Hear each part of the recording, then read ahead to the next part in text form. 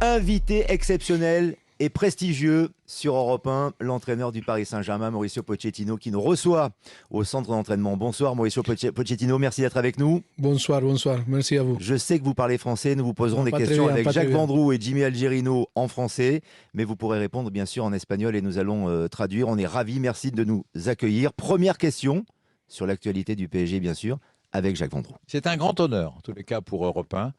Merci Mauricio. Ce 10e titre de champion de France, il est important pour vous, il est important pour le club, il est important pour l'institution. Ça fait déjà 10 titres et vous remportez votre premier titre avec le PSG. Une belle satisfaction, j'imagine, pour vous. Belle satisfaction, je suis très heureux, très content, je suis fier avec ça. C'est mon rêve. Je suis arrivé ici comme joueur en 2001. Jamais la possibilité de gagner la Ligue. Aujourd'hui, ça rêve, c'est la vérité, c'est réalisé. Et je suis très content parce que c'est bien de gagner un titre pour le Paris Saint-Germain, le 10e titre. C'est une très bonne chose pour le club, le 10e titre. Si on doit faire un premier bilan, quel est votre bilan à vous en tant que patron du sportif du Paris Saint-Germain? Les attentes étaient élevées. Il est clair que l'objectif principal du Paris Saint-Germain ces dernières années a été la Ligue des Champions. Mais le 10e titre d'un club de 50 ans ne doit pas être sous-estimé. 50 ans d'histoire, 10 titres. Je pense que cela nous place dans une bonne position en France. Et il est vrai que cela peut sembler peu pour un club comme le PSG qui veut toujours gagner la Ligue des Champions. Parfois, cela nous joue des tours. Je pense que nous devons donner de la valeur à ce titre car nous devons cimenter l'histoire du club avec des titres. Je suis arrivé l'année dernière, l'équipe était 3e au classement avec beaucoup de problèmes, avec 12 joueurs blessés, la Covid. Nous n'avons pas gagné le titre et c'était une grande frustration. C'est pourquoi, étant champion aujourd'hui, nous devons lui donner de la valeur, même s'il est vrai que la déception a été grande de ne pas gagner la Ligue des Champions et que cette situation nous affecte. La situation, c'est une situation donde tampoco se nota, ¿no? O se siente esa alegría o esa emoción por haber sido campeones de Francia, ¿no? On parlera, si vous êtes d'accord, de la Champions dans un instant. Restons sur ce titre de champion qui est très important, Mauricio Pochettino. Quelle valeur vous lui accordez-vous en tant qu'entraîneur dans votre parcours, dans votre carrière d'entraîneur? Est-ce que parce que il y a eu la Champions, effectivement, et ce qui s'est passé cette saison, vous lui accordez une valeur relative ou au contraire, c'est quelque chose de très important qui pourrait s'approcher d'une consécration peut-être pour le Mauricio Pochettino entraîneur? Pour moi, c'est très important. C'est un titre que je vais dar valeur siempre. C'est un titre que j'aimerais toujours en tant que coach. J'ai été dans des équipes comme l'Espagnol de Barcelone, Southampton et Tottenham où il est très difficile de gagner un titre de champion. C'est la première fois que j'ai la chance de le faire avec le Paris Saint-Germain et pour moi, ça sera spécial. C'est un titre gagné par l'équipe. Il est remporté par les 30 joueurs. La participation de tous les joueurs est fondamentale et cela lui donne de la valeur dans un tournoi comme celui-ci, qui est le tournoi de la régularité dans lequel il y a beaucoup de joueurs qui ont participé. Jimmy Algerino, sur la saison encore du Paris Saint-Germain avec Mauricio. Oui, déjà, il ne faut pas oublier que Paris va être champion quand même, pour le moment, avec quasiment 15 points d'avance, ce qui est quand même assez incroyable et très très peu arrivé pour le club. Mais est-ce que ce titre te ressemble? Parce qu'on a vu sur des matchs où le résultat se passait, se définissait au dernier moment, c'est-à-dire les joueurs lâchaient rien, et on sait que sur le terrain, tu étais comme ça. Donc est-ce que ce titre aussi te ressemble réellement? Oui, je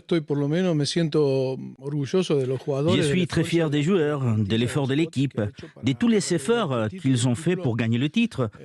C'est un titre difficile à gagner dans un club où l'objectif principal est la Ligue des Champions. Ce n'est pas facile d'avoir des joueurs qui trouvent la motivation quand ils ne jouent pas en Ligue des Champions. Pour moi, gagner des matchs comme ceux que nous avons gagnés a beaucoup de mérite.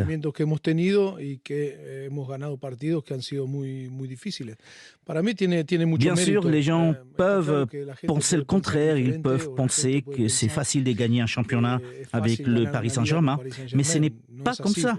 Les clubs, au cours des 10 dernières années, ont remporté 8 championnats. Et avant, on avait remporté 2 autres, donc 10. Cela montre qu'il n'est pas facile d'être champion de France.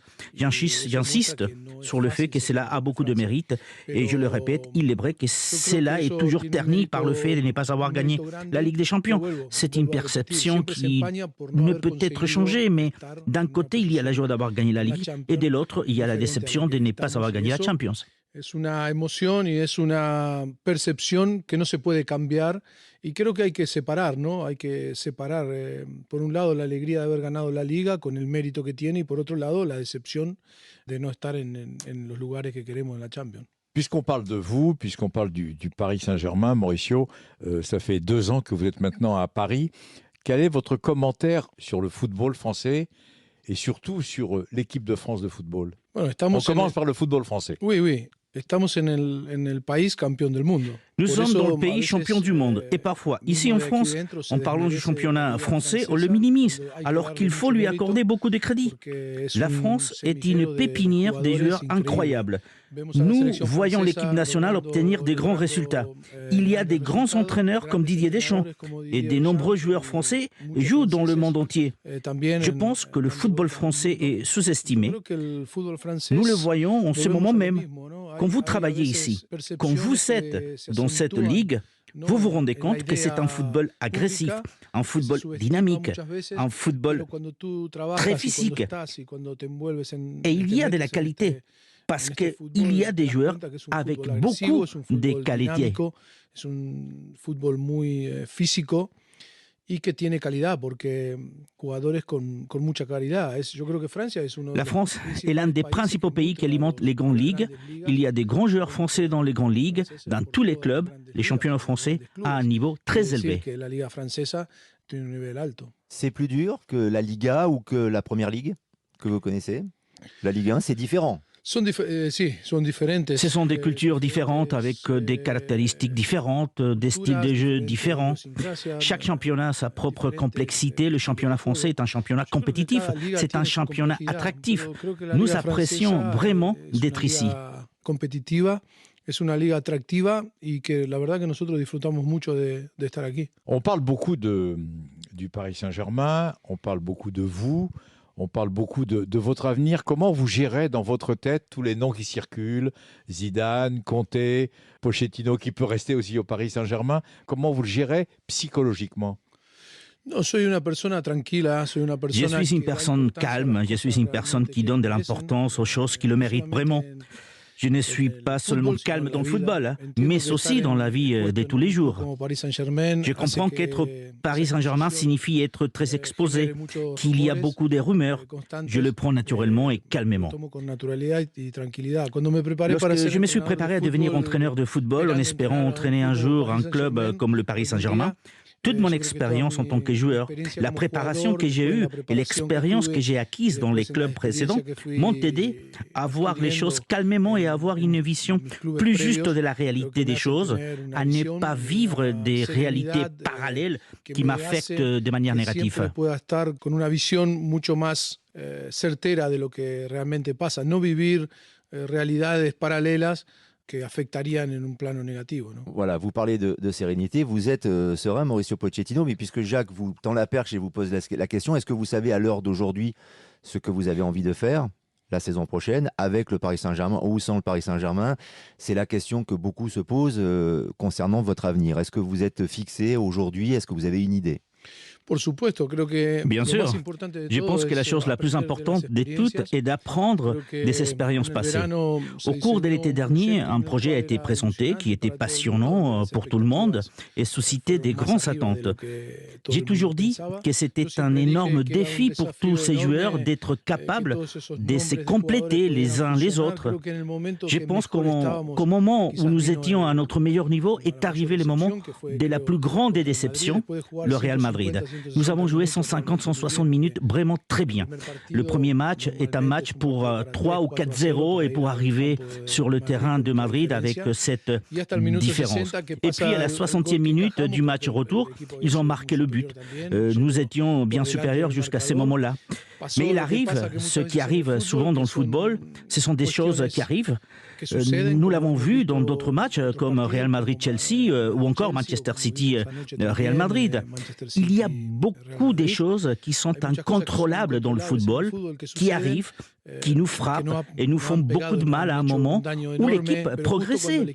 Il est clair qu'au début de la saison, la situation et les circonstances n'étaient pas les meilleures pour que l'équipe, avec autant de nouveaux joueurs, puisse réaliser les performances que nous pensions devoir réaliser. Y con tantos jugadores nuevos pudiera rendir de la forma que todo el mundo pensaba que tenía que rendir, ¿no? Vous parlez du Real Madrid bien volontiers, très naturellement. Donc, est-ce que ça peut avoir un impact sur la suite, sur votre avenir? Bueno, no, tengo un año más de Il me reste une année de contrat, si c'est ce que vous voulez dire. Mon désir et le défi de commencer une nouvelle saison sont intacts, indépendamment de toutes les rumeurs qui peuvent exister. Bien sûr, il y a aussi la direction du club qui prend toujours des décisions, qui sont toujours respectables. Ce sont eux qui doivent décider du nouveau projet et logiquement, moi, en tant qu'entraîneur, je donnerai mon point de vue et je participerai également en expliquant le passé, en expliquant la situation actuelle et ce que pourrait être la situation future. En lo que se tiene que, en lo que pasó, en lo que se tiene el presente y en el futuro, ¿no? Il y a une question que j'ai envie de vous poser parce que je la pose à tous les invités que nous avons sur Europe. Est-ce que quand vous étiez gamin, vous avez eu des références, vous avez eu des idoles, vous avez mis dans votre chambre d'adolescent des posters de joueurs, etc. Jimmy, no, Jimmy Algerino. Jimmy, no, évidemment. Avec qui Patro vous avez Patro joué? View, c'est John. Non, oui, pour moi, c'est mon idole, toujours Diego Maradona. Mon idole a toujours été Diego Maradona. Diego Maradona n'était pas seulement mon idole quand j'étais petit et que je le regardais jouer. J'ai grandi en pensant à Maradona et lorsque j'ai eu l'occasion de le rencontrer et de jouer avec lui, il est devenu bien plus qu'une idole. J'ai appris à le connaître de plus près. Il vous faisait sentir comme si vous étiez son coéquipier. Je me souviens du premier jour où je l'ai vu, j'étais à Neuel, en Argentine. La première chose qu'il nous a dit, c'est « Tu vas être mon coéquipier, tu vas être le meilleur joueur à ton poste en Argentine ». Maradona avait un charisme et une énergie impressionnants. C'est un joueur unique, non seulement par son talent, mais aussi par son leadership et sa valeur humaine. L'une des idoles de Mauricio Pochettino, Jimmy Algerino, au micro d'Europe 1. Moi, je voudrais te poser une question, et à ton staff, aussi à Miguel qui est là. Oui. Pour l'année prochaine, moi, j'espère vraiment que, comme tu dis, tu as un an de contrat et qu'il y a la possibilité de continuer, parce que c'est pas parce qu'il s'est passé ce qui s'est passé contre le Real. Mais est-ce que déjà, vous avez défini un petit peu les points à améliorer pour pouvoir passer un cap et faire passer un cap à l'équipe, par exemple, l'année prochaine? Oui. Nous faisons une analyse quotidienne de l'équipe, du profil de ce dont nous avons besoin dans l'équipe. Il est clair que nous avons une idée très précise. Ensuite, comme l'a dit notre directeur sportif, Leonardo, ce sont des questions qui doivent être discutées. Nous devons voir quelles décisions sont prises. Je suis toujours prêt à aider le club.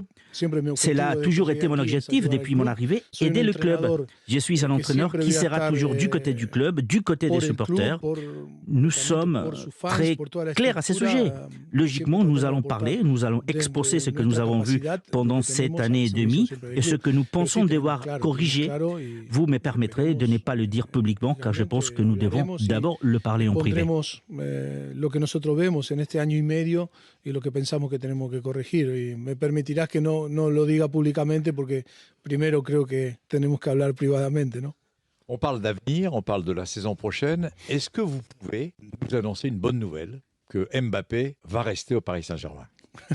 Non, eso es un tema que... C'est un sujet dont les clubs et Kylian discutent et dont ils parlent depuis longtemps. Je veux que Kylian reste, qu'il reste à Paris Saint-Germain, qu'il reste au Paris Saint-Germain et qu'il continue sa carrière ici. Ça serait une nouvelle fantastique pour tout le monde. Juste une question sur ce qui se passe aussi autour du club et notamment les supporters et les réactions des supporters. Vous avez longuement parlé tout à l'heure du titre de champion, du 10e titre de champion, et pour autant, les supporters, une partie en tout cas, continuent de bouder le PSG. Comment vous l'expliquez? Comment surtout vous le vivez, vous, Mauricio? Yo lo único que puedo decir, en un año y medio, yo estuve aquí en el año 2001, 2002, 2003. J'étais ici en 2001, 2002, 2003. Maintenant, j'ai la chance de pouvoir revenir au club. Ce que j'ai dit, c'est que l'intention de toutes les personnes au Paris Saint-Germain, de notre président au directeur sportif, en passant par le personnel et les joueurs, ils veulent tous le meilleur pour ce club et apporter de la joie aux gens et leur donner des titres. Je pense que c'est une chose importante à dire. Je pense que l'intention est de fournir le meilleur pour nos supporters et pour notre club. Es una intención de poder brindar lo mejor para nuestros fans, para nuestra gente y para nuestro club. Je sais les efforts qu'ils déploient pour y parvenir et je sais que nous devons parfois faire notre autocritique et que de nombreuses personnes pensent que nous devrions agir différemment. Je suis d'accord, c'est une opinion, mais je pense que les intentions sont les meilleures et les efforts qui sont faits de la part de notre président, du président Nasser, c'est un effort énorme pour rendre les gens heureux et pour donner de plus en plus de titres au Paris Saint-Germain. Nous parlons de gagner 8 titres des champions depuis l'arrivée du président. Et avant, il n'y en avait que 2. Cela a beaucoup de valeur. Les gens peuvent être en colère parce que nous avons perdu contre le Real Madrid. Je veux le comprendre, je peux le comprendre. Nous devons tirer les leçons de cette expérience, nous devons en tirer parti, espérant que nous réussirons dans les années à venir pour que le club puisse enfin atteindre son objectif fondamental qui est de remporter la Ligue des Champions. Je ne doute pas que les intentions de chacun soient les meilleures et je comprends la frustration de nos supporters. J'espère que cela sera résolu et que le Paris Saint-Germain donnera la meilleure image en commençant par assumer notre responsabilité en tant qu'entraîneur et en tant que joueur. Nous devons donner une image d'unité afin que chacun puisse se sentir fier d'appartenir à ces clubs. Tenemos que dar una imagen entre todos juntos, que todo el mundo se pueda sentir orgulloso de pertenecer a este club. Ça vous touche quand même, Mauricio? Ça vous touche quand même les réactions du public? Bien sûr, ce n'est pas quelque chose d'agréable à vivre, bien sûr. Nous avons connu des matchs au Parc des Princes où vous êtes triste parce que vos fans n'encouragent pas l'équipe. C'est quelque chose qui vous affecte. Mes enfants sont des fans du Paris Saint-Germain et de l'Espagnol parce que leur père y a joué. Mes enfants avaient toujours rêvé de venir au Parc des Princes. Nous avons toujours parlé de l'atmosphère ici et cette situation me rend triste. Elle m'affecte. Parce que j'étais un joueur du PSG, maintenant je suis un entraîneur dans ces clubs. J'espère que ça sera résolu. Je pense que c'est les souhaits de tout le monde. Il faut chercher à se comprendre afin d'atteindre les objectifs que nous nous sommes fixés. Jimmy, peut-être encore sur le rapport avec les supporters notamment. Les supporters nous écoutent. Est-ce qu'il y aurait un message que tu as envie de leur faire passer pour que les prochains matchs, les derniers matchs, et pour fêter ce titre, puissent revenir et vraiment encourager l'équipe? Oui, devemos estar todos juntos, pero entiendo. Nous devons tous nous serrer les coudes. Je comprends la frustration. Le plus important est d'écouter, de faire son autocritique et de trouver un terrain d'entente. Je pense que c'est la chose la plus importante. Donner de la force au club, si un club est fort, ses supporters le sont aussi. J'espère que ça sera le cas. Pour ma part, j'assume ma responsabilité en partant du principe qu'il faut changer des choses, qu'il faut améliorer des choses qui sont prioritaires pour le présent et l'avenir du club. Depuis 1 an et demi que je suis ici, les choses sont très claires pour nous. Nous espérons apporter des solutions pour améliorer non seulement les relations institutionnelles, mais aussi pour que nos supporters se sentent fiers de l'équipe qu'ils voient sur le terrain. No solamente en las relaciones institucionales, sino en que nuestros fans se sientan orgullosos del equipo que ven peleando en el campo. Vous avez été un grand joueur, vous avez joué dans des grands clubs. Beaucoup de personnes, de supporters, se posent une question vous concernant: comment il arrive à gérer Neymar, Mbappé, Messi? Comment vous arrivez psychologiquement à gérer ces stars qui sont les meilleurs joueurs du monde. Ça ne doit pas être simple tous les jours. Pour moi, le management est associé à mon expérience des footballeurs. Je suis une personne qui aime tout ce qui a trait aux relations humaines. J'aime avoir de l'empathie pour les gens. Je pense que cette attitude est une capacité, une vertu que j'ai naturellement. Et je pense que la gestion est la chose la plus simple. Je pense que le plus difficile est de faire fonctionner ensemble les différents profils des joueurs. Trouver un mode de fonctionnement qui doit être le bon, celui que nous voulons tous. Je pense que c'est la chose la plus importante. Au fil du temps, nous avons constaté que ces automatismes, que ces fonctionnements, nous pouvons le réaliser, nous pouvons l'atteindre. Je ne pense pas qu'il y ait eu des problèmes dans la gestion ou le management. Je pense que la gestion du vestiaire a été correcte. Je ne pense pas que le problème de l'élimination contre le Real Madrid vienne d'une mauvaise gestion du vestiaire. C'est vrai que ce n'est pas facile. Nous parlons des meilleurs joueurs du monde dans un club où ils sont tous ensemble, dans lequel l'objectif est de gagner la Ligue des Champions. Et pour de nombreux clubs, il est très difficile d'y parvenir. Je pense qu'il y a été géré de la meilleure façon. Le plus simple aurait été de ne pas gérer et que les résultats ne viennent pas. Le management est réussi et cela se voit dans l'ambiance au-delà du fait que l'objectif de gagner la Ligue des Champions n'a pas été atteint. La gestión ha sido exitosa y se ve así dentro del ambiente que hay, más allá que no hemos logrado el objetivo que nos planteamos que la Champions League no pudo llegar. Jimmy? Ce qu'on peut mettre en avant aussi, c'est que tu as toujours été, mais déjà en tant que joueur, de mettre en avant le collectif. Et c'est vrai que cette année, du moins, c'est assez rare, et il faut le souligner, où il n'y a pas eu de problème avec les joueurs, où il n'y a pas eu de guéguerre ou quoi. Donc on sait que il y a cet aspect collectif qui est très important. Et c'est peut-être pour ça aussi que la gestion des stars, que ce soit de Messi ou quoi, s'est peut-être bien passée pour cette saison. Je pense que les choses se sont bien passées, qu'il n'y a pas eu des problèmes. Le football a besoin de temps. Le timing est différent d'un club à l'autre, d'un endroit à l'autre. Je pense que l'équipe s'est serrée progressivement améliorée comme elle l'a fait lors des derniers matchs. Il faut remettre les choses dans leur contexte et expliquer les circonstances. Je crois qu'il faut poner las cosas en contexto y en circunstancias, ¿no? Regardons en arrière. Lorsque nous avons joué la Supercoupe de France à Tel Aviv contre Lille, la moitié de l'équipe était en vacances. Nous avons joué avec des jeunes comme Kalimundo qui joue aujourd'hui à Lens. Des jeunes avec d'autres joueurs qui s'entraînaient depuis un jour ou deux, comme Danilo ou Kimpembe. Et nous avons perdu.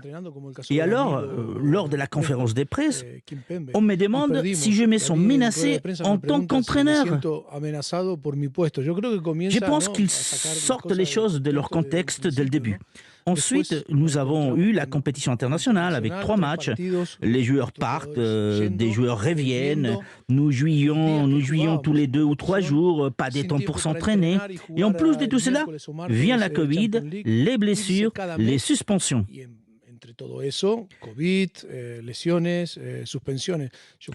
Nous avons eu très peu de temps pour que tout se mette en place et pour que nous réalisions une performance collective, ce qui est le plus difficile. Il faut du temps pour les individualités et pour que cela se traduise sur les terrains par un jeu collectif. Il faut des heures ensemble et nous n'avons pas eu cela. Tout n'a pas été trop mauvais. Il existe un processus et ce qui a manqué, c'est le temps. Beaucoup de gens disent que le Paris Saint-Germain n'a pas besoin qu'on lui donne du temps, que ce n'est pas normal. Entiendo que mucha gente dice no, el tiempo en un Paris Saint-Germain no es normal, no se le puede dar tiempo.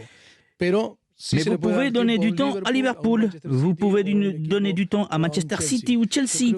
Il est important que nous comprenions que le contexte n'était pas le plus propice pour que ces joueurs parviennent à cette union collective et soient capables de performer.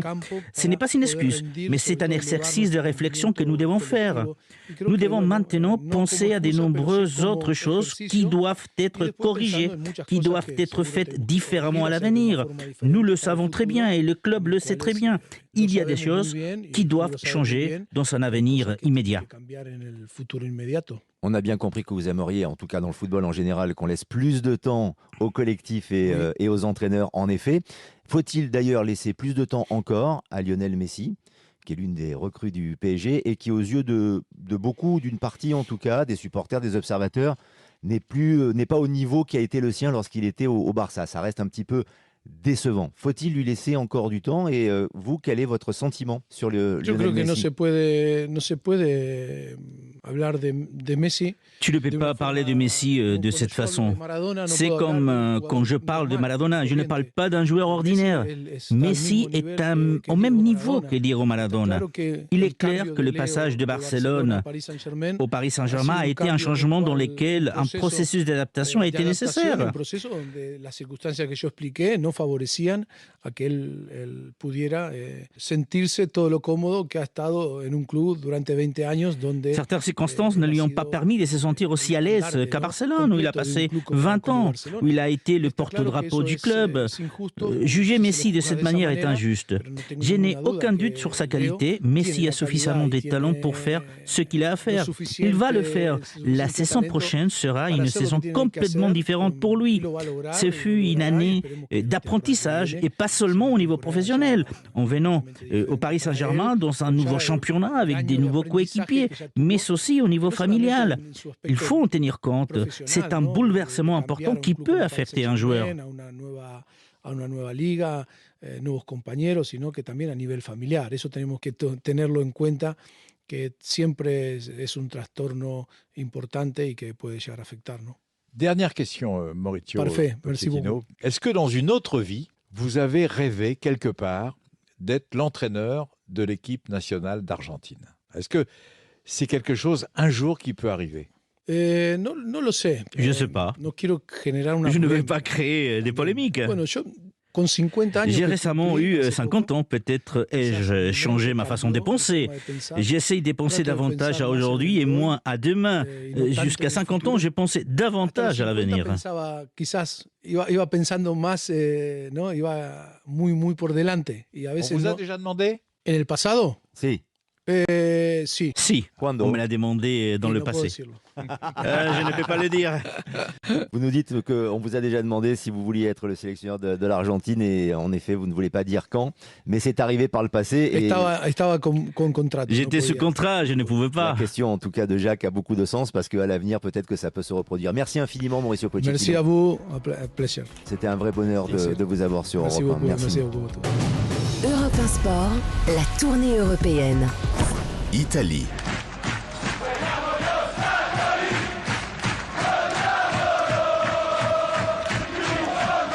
La tournée européenne football qui démarre avec l'Italie cette fois. Valentin Paoluzzi, bonsoir.